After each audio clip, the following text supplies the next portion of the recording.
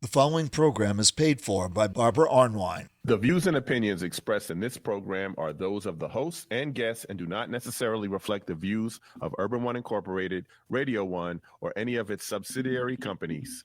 Good afternoon,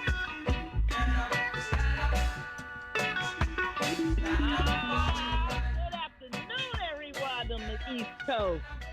Welcome to the first show of Igniting Change in this mighty year of 2026. We are so happy to be here to bring you our 11th year of programming, and so excited about all of the opportunities for us to inform you of what's going on and to get those activists who are listening all engaged and working to make sure that we defeat the madness that's going on in our country and to protect our people and this world. This has been a 2025. I'm glad it's gone. 2026 is our promise year. Let's make it really strong. In saying that, I want to bring up my mighty co-host. You know he is fire. I'm talking about the most amazing, most innovative, creative, hardworking, just brilliant attorneys. I'm talking about the chair of the board of the Transformative Justice Coalition. You know who I'm talking about. Welcome, Daryl D. Jones. Hey, Daryl. Hey, Barbara, it must be Tuesday. It must be noon Eastern Standard Time because we're talking igniting change. Barbara, my goodness, as we flip the calendar from 2025 to 2026, we usually say, leave all the bad stuff from 2025 and 2025. Don't bring it forward. But my goodness, what we're going to be talking about today is stuff that from 2025 that's coming forward in 2026 that's going to impact people's access to the ballot and their rights to vote, Barbara. But you know what, Barbara? We also have to take a moment. We just got to take a moment here, Barbara, to remember that this is January the 6th, 2026. That's right. And 5 years ago today, Barbara, my goodness, we watched white privilege on full display with the attack that occurred on the Capitol. Barbara, I know you want to lift up and talk about that for just a moment, what happened 5 years ago that we saw happen. Well, first of all, we saw the cheater in chief trying to keep his position as president, despite the vote of the people, of the American people, despite all of the constitutional requirements, and to incite a mob. I think, Jack Smith, we want to send you a hero's greeting. Thank you for that testimony you gave to Congress. Thank you for making it clear that the evidence was there for conviction. Thank you for pointing out that he masterminded, as you said, the entirety of the riot and insurrection at the Capitol. And Daryl, I would be remiss if I didn't send out a shout of love to all the Capitol officers. You and I go up on that hill all the time, and we are so dependent on those Capitol officers who do their job, who have worked with us, when we even have demonstrated, right, against, Congress, against, the Senate and House when they were doing the wrong things or trying to get them to do the right things. So we know the Capitol officers, and it was horrible what they had to suffer being assaulted on January 6th. And if you were a black Capitol officer, it was doubly evil because of all the racist taunts, all the racist additional punches and pulls and everything else that happened. People, we must never forget this. And I don't care. We must make sure that we stay on message. Don't let them distract you. There's Venezuelan, quote, war. Come on, people. Don't fall for this. Let's keep our eyes on the prize. We need to make sure that our voting rights in 2026 are strong. You're absolutely right, Barbara. And when we talk about, not forgetting, never forgetting, and having things in place so that future generations know what happened on January 6, 2021, one of the things that Congress did was that Congress, right, passed a law that said there must be a plaque that would be displayed Is there that something? and honor the law enforcement officers for what they did in standing up to protect democracy during that moment. To this date, Barbara, that plaque has not been put up to honor those officers. So what those officers went through, every day that plaque's not there, it continues to play into their psyche, to play into what has been wrong from January 6, 2021 through today. So, Barbara, I just had to get that piece in with regards to that. We encourage people to call 202-224-3121, 202-224-3121. Tell them to put the plaque in place. Tell them it's time. Right. Put that plaque up and honor those officers, Barbara. Absolutely. Don't forget, folks, people not only gave their lives and were killed as an aftermath of this evil that was perpetuated by the current, president sitting in the White House. We just have to make sure that those officers are appropriately honored. Remember, folks, there's a word called erasure. Erasure. That's the purposeful attempt to deny historical facts, the purposeful attempt to deny cultural and historical impacts. People, let's be true to our history, and let's be true to our commitment to defeat these anti-democracy forces that think that they own this country, that think they can invade and terrorize the world for its natural resources. This is what happens when you have an oligarchy, and we can talk about that later. But I am so delighted, Errol, that we have a heck of a show today, right? That we have an incredible show. You did so much of the conceptualizing and work on the show. So I'm going to turn it over to you to introduce our guest. The title of our show is very, very important, and we want to make sure that you know it's Will Your Mail-In Ballot Count? Barriers to Voting in 2026. To you, Daryl. Thank you, Barbara. And you're absolutely right. That is the title of our show today. The focus of our show is Will Your Mail-in Ballot Count? Barriers to Voting in 2026. We're so excited. This story and this concept came about because Barbara and I were reading Democracy Docket and came across this story. And also shout outs to Ashley Shannon. She had posted it in our WhatsApp connection with regards to the story and dealing with mail-in ballots and whether or not they're going to be counted in the 2026 election. To talk about this concept and talk about all the challenges that are coming up in 2026, but really to focus in and drill down on the mail-in balloting and what's going on with the U.S. Postal Service. We have the person who wrote the story that Barbara and I saw in the Democracy Docket, and that's the person of Jim Saksa. Jim Saksa is a reporter for Democracy Docket. He covers the politics and personalities that animate Capitol Hill.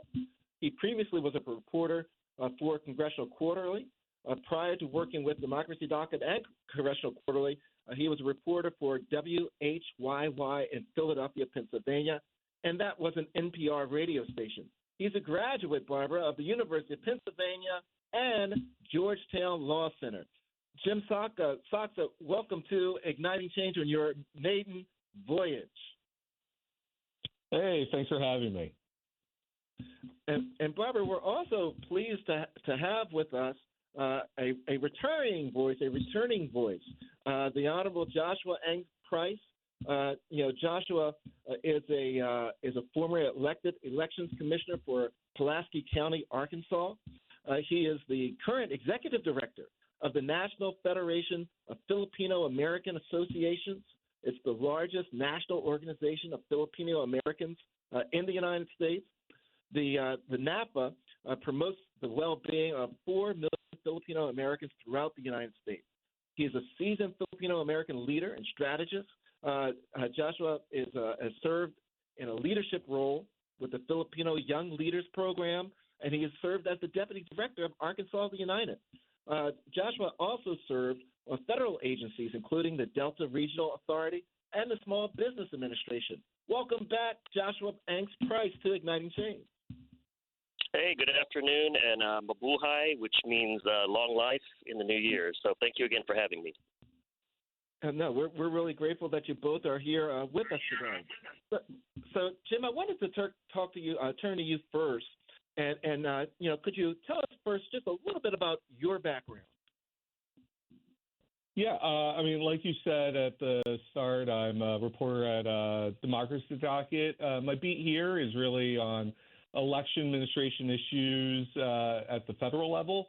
So one of the things I've been looking into is how some of these changes at the post office could affect mail-in voting across the U.S.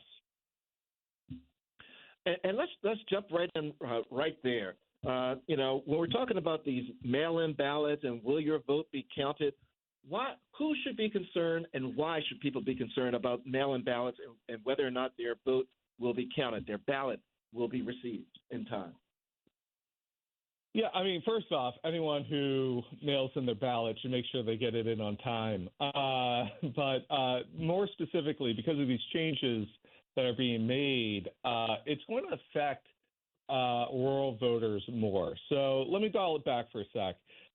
During the first Trump administration, then Postmaster General Louis DeJoy launched this series of cost-cutting measures, and one of those was something called regional transportation optimization. But basically what that meant was they eliminated evening mail pickups from post offices more than 50 miles away from a regional processing facility. What does that mean? Well, there are now 60 of those processing facilities. They're all located in or right outside a major city. So if you live further than 50 miles away from a major city, that means when you drop off a letter or your mail-in ballot at your post office or in a mailbox or at one of those blue bins you see on the street, if you drop it off on a Monday, it won't get its postmark until Tuesday or maybe even Wednesday in some rare cases. And that matters because the postmark is how we determine when the letter or ballot has been put into the mail, if you will. So if you're a day late, it might mean that you're a day late and you miss a deadline. In most states, your mail-in ballot has to be received by the election officials on or by election day. But in 14 states plus D.C., they go by the postmark date. So the changes there could really affect people. And right now, the changes are, in fact, they're still rolling it out, I should be clear.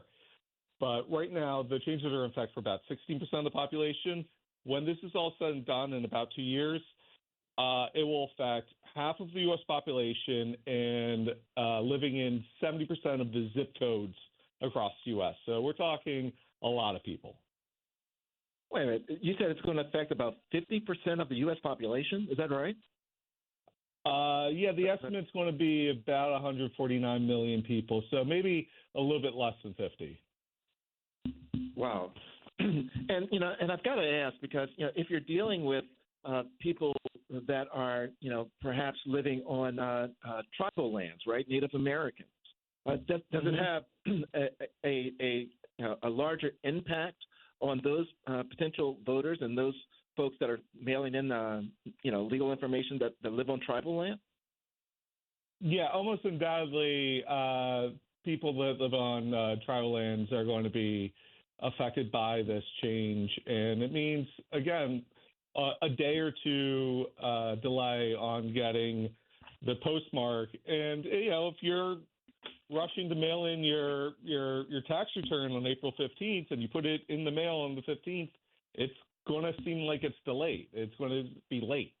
So the bigger thing is the people that are impacted need to make sure that they shift their deadlines up at least 2 days, right? That they're thinking, all right, I don't have to put, I need this to be postmarked by Tuesday, so I'm going to put it in the mail on Friday. Mm-hmm. Yeah, because that's big because tax season for many people, now that the new year has turned, it now begins.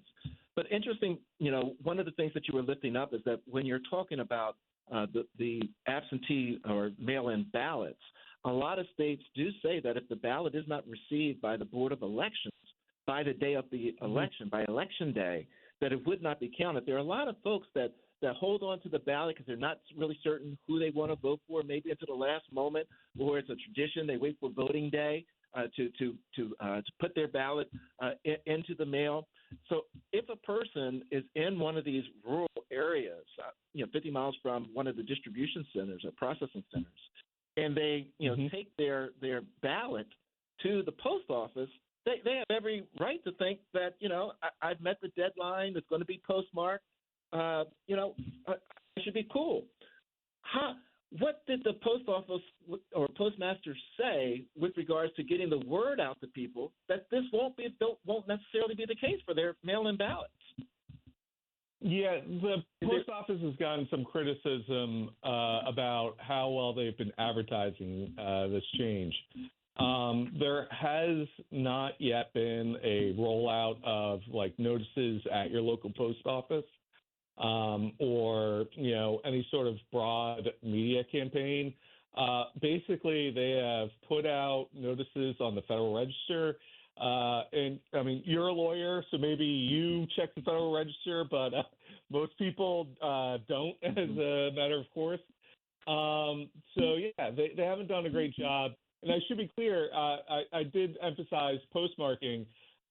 Part of the changes means what used to be, you'd assume, would be a 2-day delivery time might be a 3-day delivery time now, if you're in one of these rural areas. So it will also affect, if you're trying to get your mail-in ballot and you submit it, in some cases on a Friday, it might not show up by that Election Day Tuesday. And if you're in one of those 34 states that goes by, you need it in by then, by Election Day, you also might be in trouble. Now the Jim. Go ahead, Barbara. Yes, Jim, thank you so much for your article. I mean, people have really been picking up on the article with outrage, confusion, uncertainty about what this means in the future. I think that, I just want to thank you because you really have made people so aware. What I wanted to hear from you is your perspective on why is the oversight of the USPS and what the postmaster does so weak that DeJoy could do what he's done, get away with it. It can embed these policies and that people know will negatively affect Americans, voters, people in rural areas. What is wrong with the structure of accountability? Because he's been gone for how long now? For a number of months at least. Yet this policy is still being enacted when it appears that it should be reversed, and that there should be efforts made to address this inequity. Yeah, well, there's a couple of things there. I honestly can't answer the deeper question you have about the accountability and responsiveness of the USPS and its board and the overseers. The post office did receive a pretty critical report from the post office's inspector general about the rollout of this and the impact. But I believe one of the reasons why this hasn't one of the big reasons why this hasn't gotten a lot of attention is, frankly, it's kind of boring. We're talking about snail mail here, right? And postmarks and stuff. This is not a sexy topic for most people in media to cover. I appreciate that you guys are also sounding alarm about this. But secondly, DeJoy did get, I think, a large amount of buy-in for these changes because the post office does, the way it was set up or is set up by federal law, is it's supposed to be run like a business. We can have a debate about whether or not that makes sense, but that's what the law says.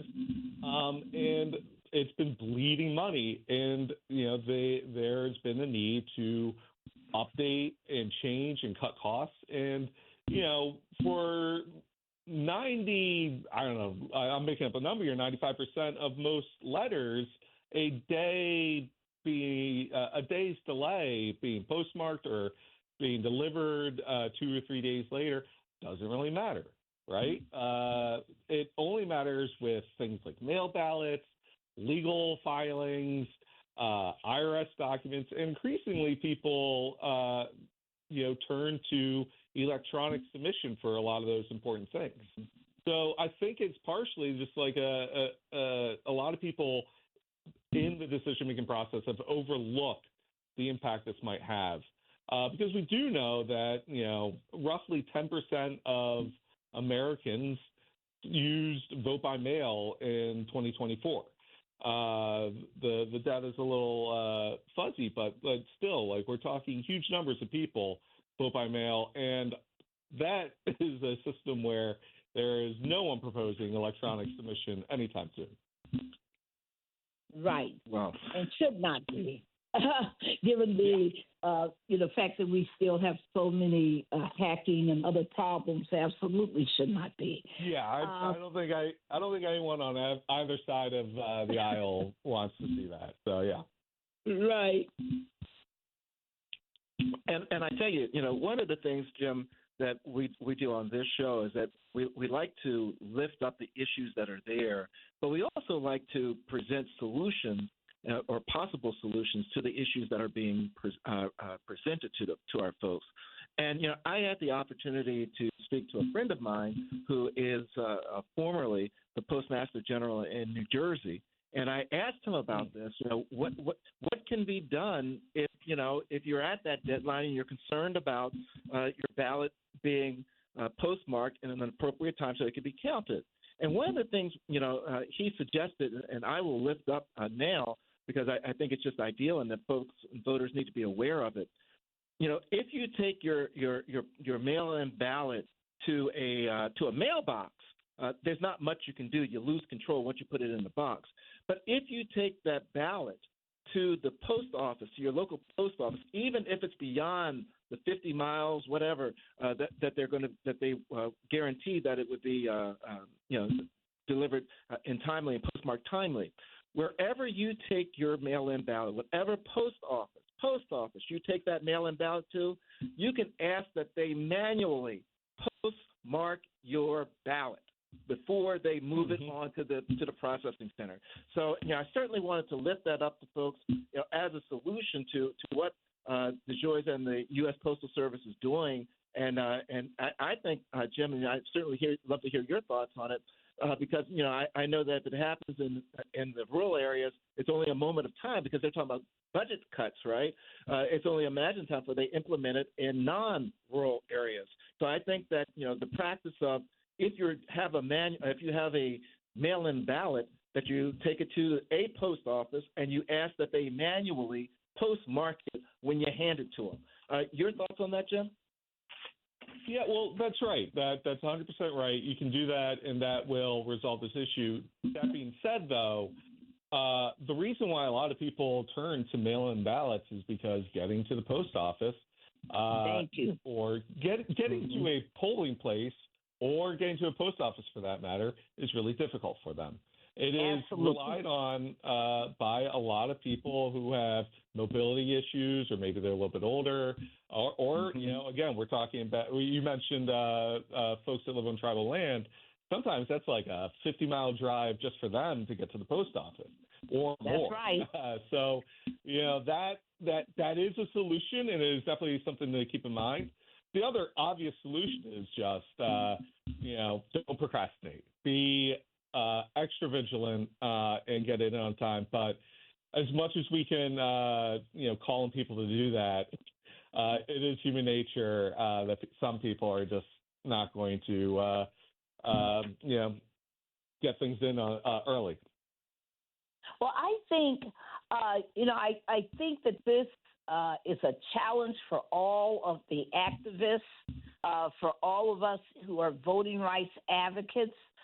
It means that we have to do a really hard educational push this year for those who definitely need to use mail-in ballots to understand the criticality of getting them in early. We've done a campaign like that when DeJoy sabotaged the mailboxes before, and we were able to get that news out, and we got all the Secretary of States to help us. Remember, Daryl? Oh, yeah. And we were able to get all the Secretary of States to start, educating voters about the criticality of mailing their ballots in 2 weeks in advance. And it seems to me that, we need to do a drive like that. Also, I wanted to, Joshua, you were in Arkansas. You were, and you're now, of course, in Florida. But you saw, these hassles in these rural areas of dealing with the post office and, mail-in votes, etc. What are some of your thoughts about this? No, absolutely. Thank you for the question. And Jim, I just want to say thank you for the work you do, and I'm really glad to see that you were on the program. I've done some work in Arkansas around different voter suppression bills with Democracy Docket, so I was grateful to see you also on the lineup today. But to answer your question, Barbara, so we've seen this problem a lot in Arkansas, which is mostly a rural state. And when I worked for the Delta Regional Authority, we worked across 8 states across the Mississippi River Delta area, mostly rural. 80% of our region was rural, and we're seeing a lot of polling location being, quote, consolidated. So the county that I'm originally from, I grew up in a very small town in rural southwest Arkansas, a town called Delight. And that county, which is called Pike County, they've went from 14 polling locations down to 1 in their county seat of Murfreesboro. So now you're seeing that if let's say somebody doesn't want to mail in their ballot, they're going to have to go drive, possibly 20, 30 miles or even further to go to the 1 polling location in the county. And we're seeing this all across the South, right? And then with the postmarking issue, if somebody, let's say, wants to turn in their ballot in person, when I was an election commissioner in Pulaski County, we had a lot of people that didn't trust the mail service, and they wanted to turn in their mail-in ballot in person or have someone drop it off for them, a designated bearer. Now they're having to go to that 1 polling location again, which makes it, very difficult for a lot of people who don't have transportation or are elderly or have any type of illnesses and aren't mobile. So, yeah, we're definitely seeing it across the board, these type of voter suppression tactics. Yes. It just seems to me that, every director of elections, every advocate, every Secretary of State, that we just got to really push this hard for 2026. We got to, make sure people are aware of this during the primaries, and of course for the general election. This is so important. And Jim, you are, a treasure to have done this, to have exposed yet another nefarious effort by the post office. But I'm just disgusted that that this post office continues to be such a problem. I've always disagreed with the philosophy that the post office should be run like a business. I think that's part of the problem here, and that it should be seen as a public service. And that should, earn as much income as it should, but as it can, but not to make it, be indebted and create all these problems for people who really depend on it. Yeah, I think there's an argument there to be made. Yes. Well, this is very distressing. Let's talk about, some of the other, voter suppression, issues that are out there.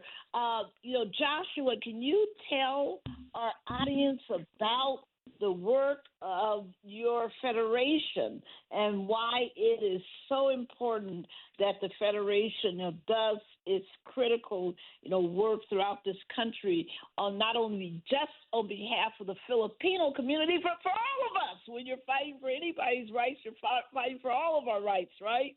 So tell people about the federation.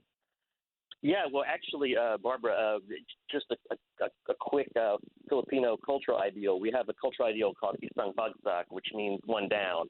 And it means if one of us falls, we all fall. And if one of us rises, we all rise. So I'm glad you brought that up because it's totally true. When we're fighting for one of us, we're fighting for all of us. But, yeah, I'm really excited about my role at NaFFAA. As Daryl said, it's the largest Filipino-American nonprofit organization in the United States. It's an umbrella organization that has dozens of member organizations, both local, state, and regional, all across the country, advocating for just the civil rights and representation and cultural representation of the 4.6 Filipino-Americans now living in the United States. So we have 4 pillars. It's national advocacy, leadership development, civic engagement, which does include, we've got 3 programs under that, Phil-Am Vote, and we work with APIA Vote on getting Filipino Americans registered and civically engaged. We have a Run for Office program, and then we have a census program called Kabilang Ka, Pabilang Ka, which means it means be represented, be counted. So, and then, of course, our 4th pillar is advancing Filipino culture. So, yeah, I'm really excited to be part of this organization and to really lean into this work, with my experience as a former election commissioner, to make sure that our Filipino-American communities all across the country are getting registered and getting counted, especially for this midterm, so our voices can be heard. And Joshua, are there any special challenges that the Filipino community faces when it comes to voting? Any special hurdles or practices or strategies that are out there that are directed to suppress Filipino voters that the voters must overcome? Yeah, Dar, I'm glad you asked me that. So there are a few. One is, of course, always going to be language access. I mean, most Filipinos do speak English, as the Philippines was a former U.S. colony for 48 years. But still, sometimes the English proficiency is not as great as it should be or where it needs to be. And then when you're voting, this is something that's very important, right? Looking at the ballot, understanding the instructions. Sometimes it is very helpful to see that in your native language. So one thing we do at NaFFAA is provide some of those language translations on how to vote, how to register to vote, how to send in a mail-in ballot in Tagalog and other Filipino languages. Another issue, and Jim just talked about it extensively, is the rural voters. My mom was a registered nurse that was recruited in 1975 to live in rural America. And that's a story shared by a lot of different Filipino Americans that come in as nurses, as doctors, engineers, teachers, and they're working in rural areas. So they will be affected as well because they may choose to vote by mail. And then also, especially with the rising xenophobia in this country, I actually had this situation happen to my own mother. We went to go vote several years ago, and she was asked by the poll worker, she was stopped and asked to show her passport. After she had already shown her ID, after she had already been checked to be in the poll book, they asked to see her passport to quote-unquote prove she was a real American. And, if I wasn't there as an election commissioner in that county to say, wait a minute, she's already fulfilled the requirements, she's already in the poll book, she's shown an appropriate ID, then she would have been, turned away. And this is something I've told the story many times in different Filipino American communities all across the country, and it's happened to everyone. So I'm expecting there's going to be more of that, especially with the increasing xenophobia we have in this country. But, I want to say to all my Filipino American listeners, and really any of my immigrant listeners that you have on your call today, if you have shown the required IDs when you go to vote and any poll worker asks to see additional ID to, quote, prove you're an American, to see, naturalization papers or a passport, that is 100% illegal. Once you have fulfilled the requirements, you are able to vote just like any other American. Wow. And Jim, I'm assuming this is the first time you've probably heard this story from Josh about his mom and what happened at the polling place. From your reporting and doing stories, have you heard of any similar accountings to that occurrences? I mean, yeah, we do know that this administration in particular is, cracking down doesn't seem like the right word, but they are targeting immigrants and those who just seem like they're immigrants because of their race or ethnicity in ways that we have not done in living memory. So I personally have heard similar stories, not so much with my reporting, because my reporting hasn't been focused on the individual experience of voting, but just I know people. But my reporting has been focused on what the Department of Justice has been doing to sort of turbocharge the administration's efforts to really make it life difficult for new Americans. And could you share with our audience, when you're talking about the Department of Justice, what do you anticipate the Department of Justice doing, particularly during this midterm election? What can they do? What do you think they're going to do? And do you think that ICE, the Immigration Customs and Enforcement, is going to play a role in being around polling places? Yeah, that's a lot. I'm sure Joshua also has thoughts on this. But I mean, first off, what the Department of Justice in its Civil Rights Division for well over 50 years, since it was founded in 57, has been an agency that has worked to protect the right to vote until this year or last year. And now, under this administration, the Department of Justice's Civil Rights Division is working actively to make it harder for a lot of Americans to vote. The big thing that they are doing, they have demanded from, we believe, every state, full access to their voter registration records, unfettered data, private data, including Social Security numbers and driver's license numbers and dates of birth. And the question is why? And I believe it's twofold. I believe the first one is about immigration enforcement. We know that DOJ is sharing the information that they have gotten, and they've gotten roughly the voter registration records for nearly 48 million Americans so far from various states. They're taking that information and putting it into a Department of Homeland Security database. And we also know that the Department of Homeland Security, in addition to that information, is working with other agencies across this administration, including to get data from on citizenship status. And they're getting that data from places like the Social Security Administration, from the IRS. They're requesting it from states. They are asking states to turn over information on food stamp recipients. And they're going to private data providers like mortgage data, and they're trying to get data on vehicle registrations. And they're gathering up all these different sources in a pretty messy attempt to create a national citizenship database. So that's one thing that DOJ is doing. They're supporting that effort. The other thing is they're putting pressure on all the states to remove as many out-of-date registrations as they can. And that in and of itself isn't, bad. Removing, voters from the rolls who might have moved or had passed away, that's fine. And states do that already. That is normal. What isn't normal, what is dangerous, is doing that in a roughshod fashion that can lead to lots of actual eligible voters getting caught up in these sweeps or purges and having their registrations canceled. And we have already seen this in many states, but like most prominently in my mind, Virginia did this in 2024. They did it late, within 90 days of the election, even though there's a federal law that says you can't do this within 90 days. But the Supreme Court didn't care about that.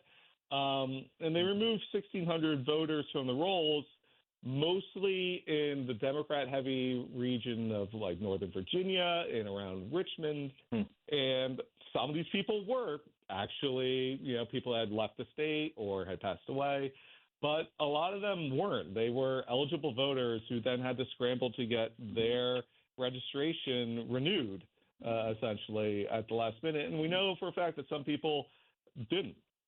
So I worry that the DOJ is going to really put the screws on states to do a lot of that and do it late to maximize the amount of chaos that ensues. And Joshua, I'm sorry, did you want to ask a question, Barbara? Oh, no, go ahead. And Joshua, when we hear about the Department of Justice and they're asking for voting records from states, I mean, you work close to the Secretary of State there in Arkansas for a period of time and with voting rights. And don't you think that has sort of an intimidating impact on immigrant voters and voters across those various states and the various countries? I mean, the actions of the Department of Justice, right, trying to get access to voter information. It seems to me that could have the potential impact of saying, I don't want to be involved in a process where DOJ may come looking for me and accessing my information. Am I off on that, Josh? No, you are absolutely right, and you actually hit the nail on the head because I can speak for the Filipino community, but even just like the broader Asian American, Native Hawaiian, Pacific Islander community, or the larger immigrant community. But a lot of our immigrants from the Philippines or other countries, they came to the United States because they were leaving an oppressive political climate, right? So to come to the United States, a lot of times there is an intimidation factor in regards to filling out the census, in regards to going to government buildings, and then now to know that the DOJ is compiling data information on you, and maybe you're going to have to go to an office to get it kind of squared away or figured out. That is very, very intimidating to a lot of immigrant voters. And again, I can speak specifically for Filipino American voters. I mean, I'll go back to just my mother and my immediate Filipino community. Like, they do not want to go into a government building, even if it's just for something simple, like they have to renew something or get something notarized. I mean, there's just that kind of historical trauma of living through, a dictatorship or a repressive regime in their home country where they just don't want to go through that process. It just doesn't resonate with them. So I think that you're definitely right that the way the DOJ is kind of ramping up their activity, it is going to intimidate and scare off a lot of potential voters. And let's not forget, everyone, that not only is it they're trying to create this, national ID process and to re-implement the discredited and court-ordered deceased cross-check. They're trying to revive it, obviously, and creating this database.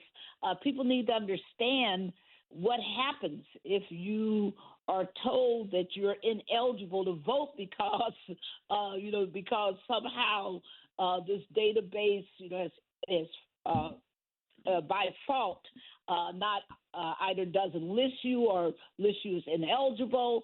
How long it takes to fight that. And that's why cross-check, which was this process of trying to match names and identities across states to try to say people were illegally registered in more than one state, why that was such a problem.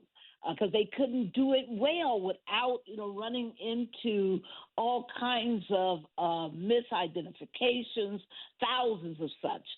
So we look like, it sounds like, DOJ is not only implementing that, but once again, I want everybody to be reminded that this is a DOJ that won't bring lawsuits on behalf of people of color who have been discriminated against in their attempt to vote.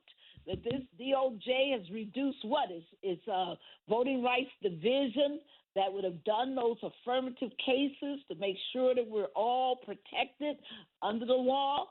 That they have reduced that division by over 70% and more, and that they also just are not focused on implementing our rights. So this is real dangerous. We have to assume it's ill intention because of everything else that they've done. I also just wanted to point out to people you can go and watch Greg Palast, his movie Vigilantes Inc., which is online for free. Vigilantes Inc., online for free by Greg Palast, about voter purging and its ugliness. I had a question for you, Joshua. What are some of the priorities of, NaFFAA for 2026 around voting? What are some of the priorities that you hope to be working on? TJC knows that we'll be out there all over the country doing all kinds of, work to assist voters. But tell us about the particular priorities that you're hoping to implement in 2026. Yeah, thanks, Barbara. So like I said earlier, we have a program called Fill and Vote. This initiative is 10 years old now, over 10 years old. It's our key civic engagement program for community empowerment, voter education, registration, voter protection, and mobilization. We also provide some grants for targeted activities in some swing states like Virginia, Colorado, and Nevada, where we have large Filipino American populations. That's actually enough to kind of swing those states sometimes. And we also partner a lot with APIA Vote, which is the Asian Pacific Islander American organization that it's dedicated to voter mobilization and civic participation, particularly with the Asian American and Pacific Islander community. So we have that strong partnership, and then we have our own program that we promote, and like I said, grants to some of these states so that they could get that voter mobilization and registration going in some of these key states. But yeah, I'm really excited about 2026. I think it's really important, especially right now, where a lot of our communities do feel like they're under attack, to make sure that their voices are heard. And I did want to add one thing really quick for your listeners, especially those who may be of an immigrant background and be a naturalized citizen, because Jim talked about the Social Security Administration. So yeah. I don't know if you're aware or your listeners are aware, but I've had this happen to a lot of people I know who are naturalized citizens. They have lost their Social Security card, gone on to the Social Security Administration's website to order a new one, and it will say, you are not a citizen in our system. You must go to your local office and provide documentation to show you're a citizen. And I had someone that I specifically know, a friend of mine, who tried to schedule an appointment, and they said due to layoffs that his appointment would be in 300 days. 300 days, just almost a year. So you're telling me you just look on the Social Security Administration's website, it says you're not a citizen, whether that's a clerical error or not, and you can't correct this for 300 days. So what happens to you in the meantime? And you're also missing your Social Security card because you lost it. So that's something that's very troublesome and worrisome within our Filipino American and immigrant communities. And I just wanted to make you and Daryl aware of that, as well as your broader audience. Wow, thank you for sharing that. That's precisely why these blackout policies, where they tell people that they're not a citizen, my Lord, or tell people they're not a eligible voter, are so dangerous, because it's so hard that once those determinations are made to reverse them. It's not like you can just get on the phone and talk with somebody for 5 minutes and get it corrected, or you can just show up at an office and get it corrected. It's a really, really long, ugly process. Thank you for letting us know this, because we need to strategize about how we fight, that policy in particular. Thank you, Joshua. And Jim, are there any other, we talked about a few voter suppression practices that are out there that we're aware of and that we've lifted up. Are there any other concerns dealing with actions that will have the impact of suppressing people's rights to vote that you'd like to lift up and for people to know? Yeah, I mean, I'm sure your listeners are aware of the more mundane ways that voter suppression can occur, but the nightmare scenario that we here at Democracy Docket have been kicking around, and we didn't see in 2025, but we are worried about it still this year. You mentioned ICE earlier. And, some people are concerned that ICE agents might show up at polling places. Mm-hmm. We're not concerned so much about that because, there are hundreds of thousands of polling places across the U.S. What we are concerned about is ICE conducting large-scale operations on Election Day in urban area in such a way designed to maximize chaos and traffic. So what our nightmare scenario is ICE doing a citizenship checkpoint on, say, the Beltway outside D.C. or on 676, the Vine Street Expressway in Philadelphia, and just causing a nightmare of traffic that makes it incredibly difficult for people in those Democrat-heavy voting areas to get home and cast their votes at their local polling place on Election Day. That is admittedly a hypothetical. It is something we are going to try to keep our eyes out for, but we have seen the impact that these citizenship checkpoints have had in a number of urban areas across the U.S., and it is incredibly disruptive to everyone's day-to-day. And so if that happens around the election, it could be all the more so. Absolutely. And, and that's a legitimate concern because, our listeners have heard us advocate for the Freedom to Vote Act, the John Lewis Voting Rights Advancement Act, also two bills that still are urgently needed. But one thing that people know that we've been really focusing on is loan lines. And because they really are a disenfranchising process that so many people just can't wait in loan lines for 2 to 3 to 4 to 5 hours. It's very, very, very, very vote denying, and it's incredibly important that that ICE, which we've seen wrongfully deployed now in California to intimidate people. We've seen wrongful deployments in Portland. So it is important, attempted deployments. It's so important for us to really keep our eye on that. So thank you for that caution.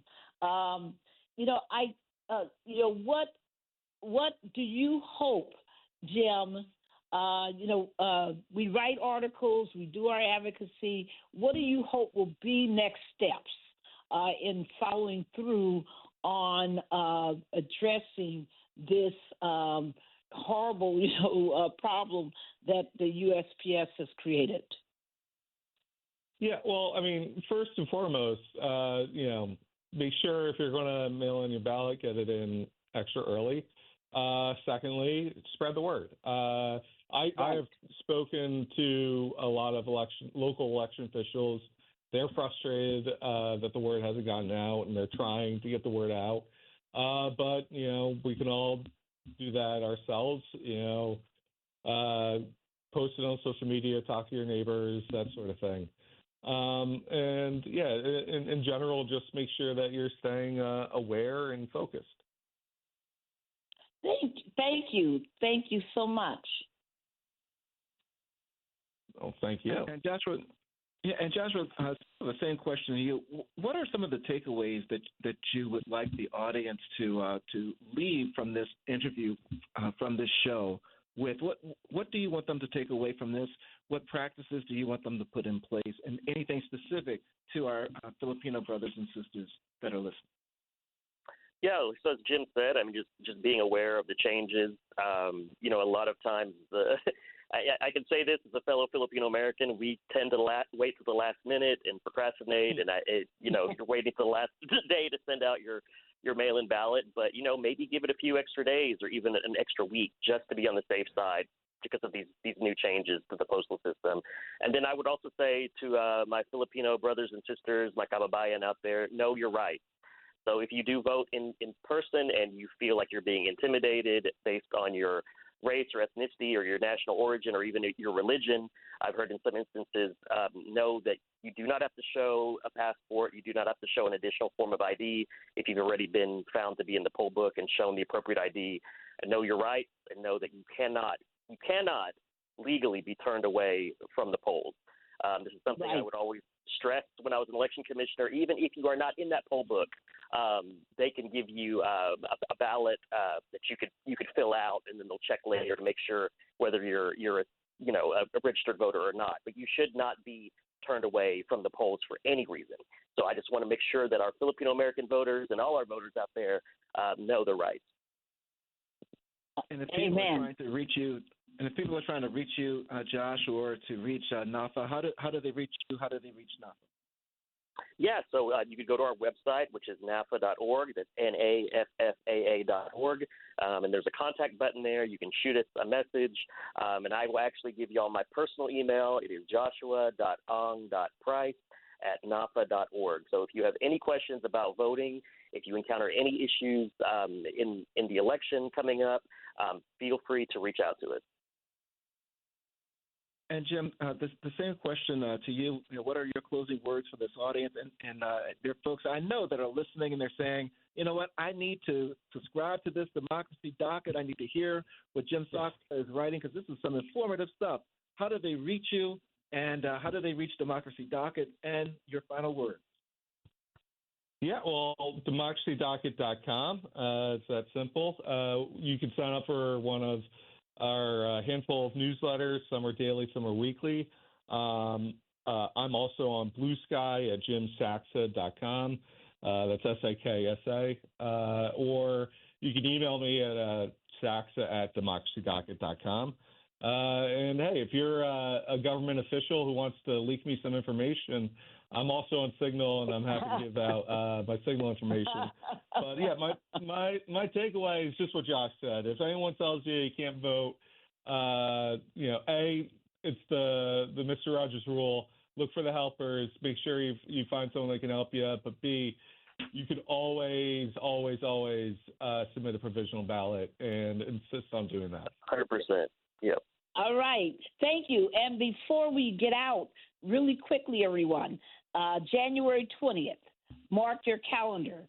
That is a day out on fascism. That's where we will be organizing, especially in Washington, D.C., to protest the horrific continued occupation of this D.C., and Free D.C. is working on it. They're going to be on our show next week to talk about it. So everybody mark your calendars, get ready for our show next week.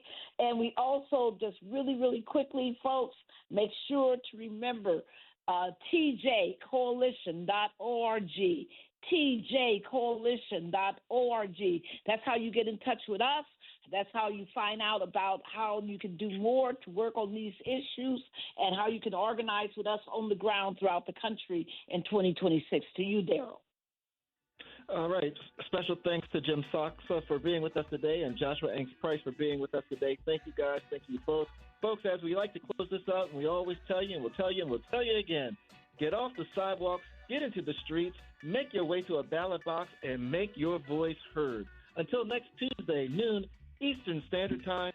Peace, everybody. Peace.